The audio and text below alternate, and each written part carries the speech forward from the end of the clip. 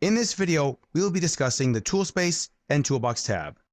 If you would like to follow along with the video, please open the file 0206 toolspace-toolbox.dwg located in the training folder discussed in the Working with this dataset video. The Toolspace window is where the Prospector Settings, Survey, and Toolbox tabs reside. We will examine the Toolbox tab. The Toolbox tab is where you do any kind of reporting on Civil 3D objects.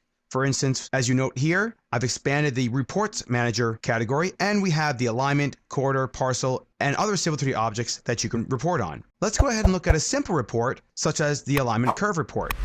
To access any reporting within the Reports Manager, simply double-click, and that'll open up the appropriate dialog box.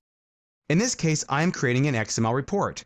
I can use the Pick From Drawing button here to navigate in my file if I have many Civil 3D objects that I do not want to have to peruse through in that dialog box.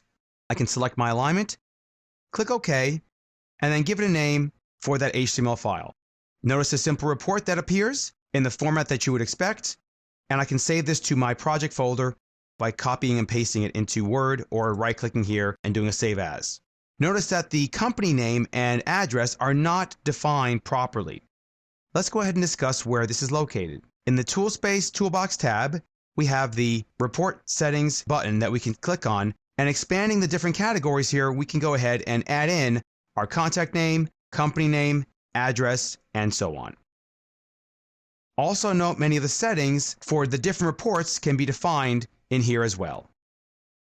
Let's look at another really cool report available in the Toolbox tab.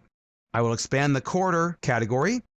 And in my file, I already have a corridor object with a surface created, and I want to create a slope stake report. So I'll double click on here. This will open up a dialog box. This is not like the XML reporting. This is actually a program that is running that was developed by Autodesk.